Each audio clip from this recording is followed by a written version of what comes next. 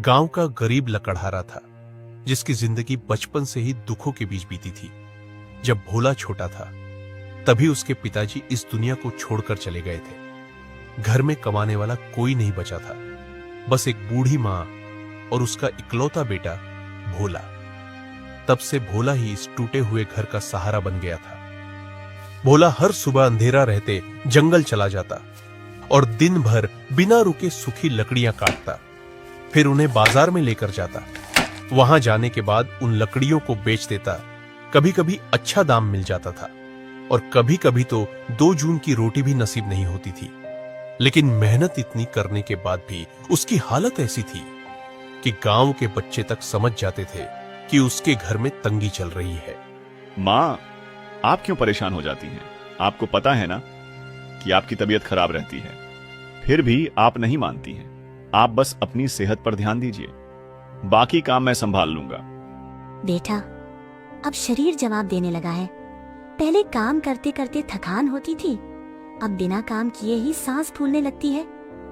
और रही बात काम की, तो तुम दिन भर जंगल में लकड़ियां काटते हो, फिर बाजार भी जाते हो। तुम भी तो इंसान ही हो बेटा, थकान तो तुम्हें भी लगती होगी। इसलिए मैं सोचती हूँ कि कम से कम मैं घर का खाना ही बना दिया करूँ, जिससे तुम्हारी कुछ मदद हो सके।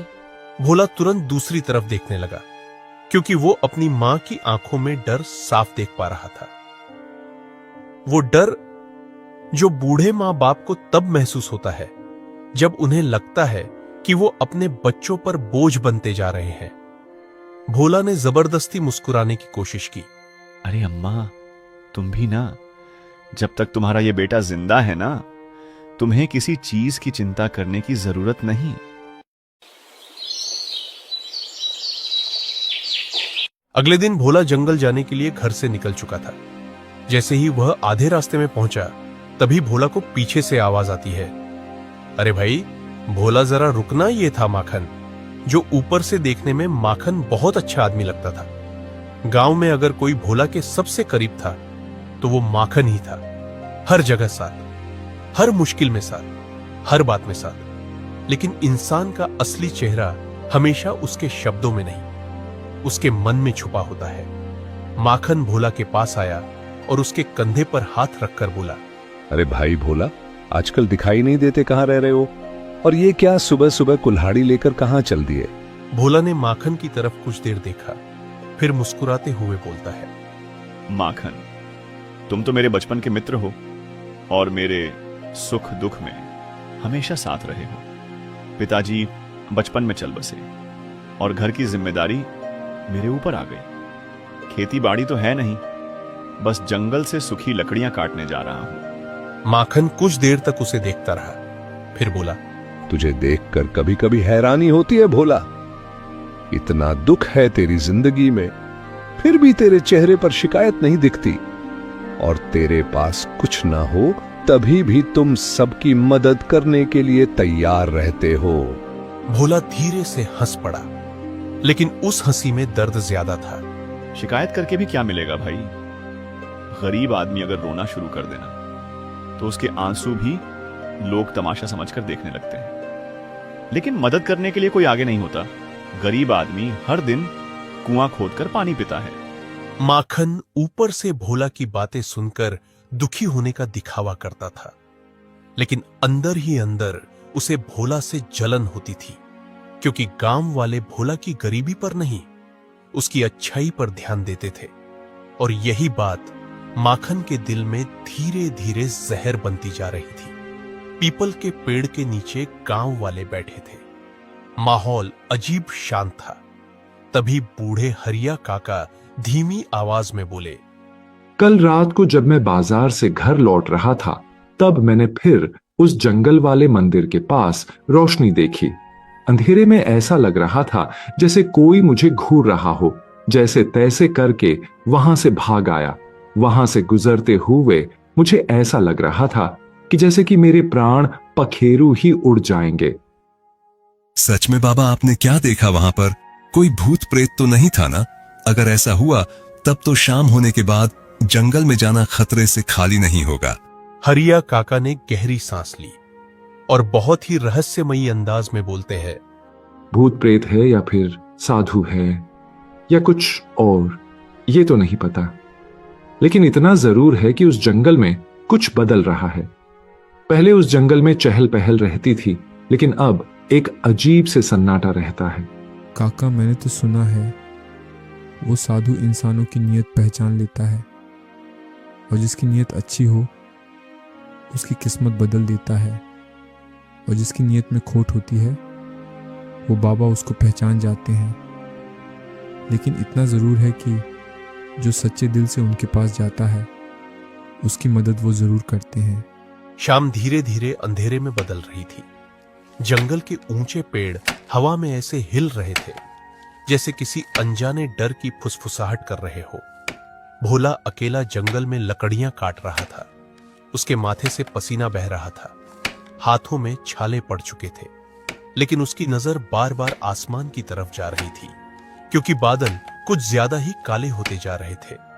आसमान में जोरदार बिजली कड़की। कुछ ही सेकंड में तेज बारिश शुरू हो गई, इतनी तेज कि सामने खड़ा पेड़ भी धुंधला दिखाई देने लगा।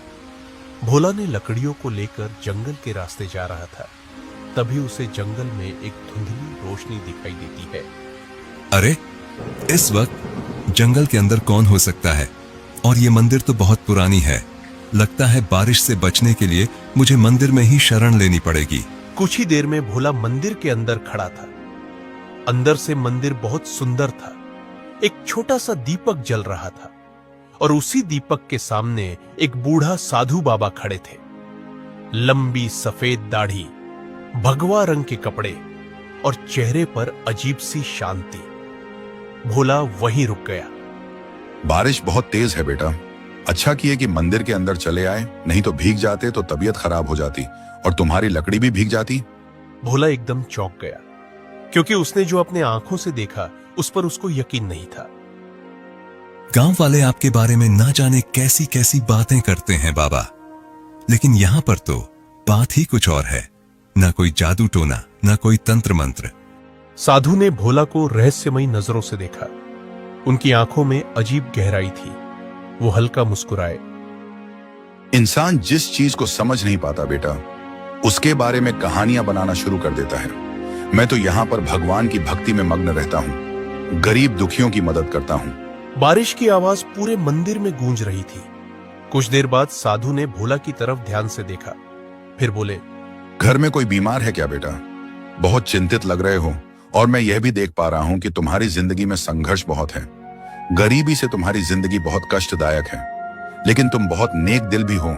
मेरी माँ बीमार रहती है बाबा, दवा पूरी नहीं पड़ती, कई बार खाना कम पड़ जाता है, लेकिन सबसे ज्यादा डर तब लगता है जब वो मुझे देखकर मुस्कुराने की कोशिश करती है, क्योंकि मैं जानता हूँ वो मुझे हिम्मत देने के लिए मुस्कुराती है, वरना अंदर से वो भी टूट चुकी है।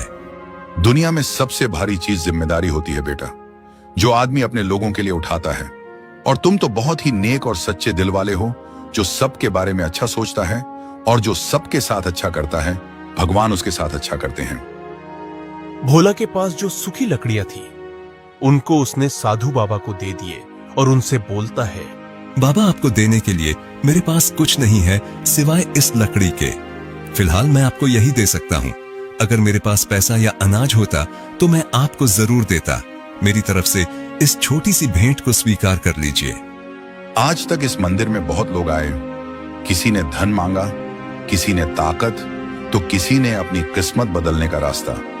लेकिन पहली बार कोई ऐसा इंसान आया है जो अपनी दिन भर की कमाई को दान में दे रहा है। मैं तुम्हारे इस नेक दिल व्यवहार से बहुत खुश हूं बेटा। बाबा, गरीब आदमी के पास देने के लिए ज्यादा कुछ नहीं होता, लेकिन अगर वो अपना दिल भी छोटा कर ले तो फिर उसके पास बचता ही क्या है। और जहां तक बात इन लकड़ियों की है, मुझसे ज्यादा आपको इसकी जरूरत है। साधु बाबा ने भोला की तरफ रहस्यमयी अंदाज में देखते हैं और कुछ देर सोचते हैं। उसके बाद एक चमकता हुआ हीरा देते हैं, जो देखने में ही दिव्य और रहस्यमयी लग रहा था। बेटा, इस हीरे को मैंने तुमसे प्रसन्न होकर दिया है। यह हीरा तुम्हारी ईमानदारी और इंसानियत का फल है जो आज तुमको मिला है। इस हीरे से तुम जिस भी बर्तन को स्पर्श करोगे वो सोने में बदल जाएगा, और जिस दिन तुम्हारे अंदर इंसानियत खत्म हो जाएगी उसी दिन ये हीरा पत्थर का हो जाएगा। इस बात को हमेशा रखना बेटा, हमेशा सबकी मदद करना। भोला साधु बाबा द्वारा दिए गए उपहार को मना तो करना चाहता था, परंतु उसके पास कोई दूसरा रास्ता नहीं था और साथ में उसे दूसरे लोगों की मदद करने का मौका मिल रहा था। इसीलिए उसने उस हीरे को लेना ही उचित समझा और उस हीरे को लेकर घर के लिए निकल जाता है। अगले दिन भोला अपने घर में अपनी मां के पास बैठा था और वो अपनी मां को उस हीरे से घर के सारे बर्तन को सोने में बदल कर दिखाता है, जिसको देखकर भोला की मां चौंक जाती है। बेटा, ये कैसा जादू है और ये तुमने कैसे किया? घर के सभी बर्तन सोने में बदल गए। ये तो सच में रहस्यमयी हीरा है, जिसके स्पर्श करते ही सभी चीज सोने में बदल गई। यही तो खासियत है माँ इस हीरे की। इस हीरे से आप किसी भी बर्तन और को स्पर्श करोगी तो वह बर्तन तुरंत ही सोने में बदल जाएगा। इस हीरे को साधु बाबा ने दिया था मुझे। और जानती है माँ, इस हीरे की मदद से हम लोग गांव में जितने भी गरीब लोग हैं उन सब की मदद करेंगे। देखते ही देखते भोला ने गांव में एक अच्छा घर बनवा लिया। फिर उसके बाद गांव में जो भी गरीब होता उसे भोला आटा चावल दाल भी बांटता, जिससे कि गांव में कोई भूखा ना सो पाए। भोला को ऐसा करता देख माखन दूर से देख रहा था और सोच रहा था, कल तक जिसके घर में खाने के पैसे नहीं थे वो अचानक इतना सामान गांव वालों को बांटने लगा। आखिर भोला के पास इतना दौलत कहां से आ गया? जरूर इसके पीछे कोई राज है और उस राज्य का मुझे पता लगाना होगा। इतना कहकर माखन वहां से चला जाता है। अगले दिन जब भोला उस हीरे से सोना बना रहा था, तभी माखन चुपके से उसके घर आ जाता है और देख लेता है कि भोला इतना अमीर कैसे बना। अच्छा, तो ये राज है भोला के अमीर बनने के पीछे। ऐसा मालूम होता है जैसे ये कोई रहस्यमयी पत्थर है, जिससे किसी भी वस्तु को स्पर्श कराने से वो वस्तु सोने में बदल जाती है। अगर मैं इस हीरे को चुरा लूं तो गांव का सबसे अमीर आदमी मैं बन जाऊंगा और भोला फिर से गरीब बन जाएगा। उसी दिन रात में माखन पूरी तैयारी के साथ भोला के घर उस हीरे को चुराने के लिए निकल जाता है।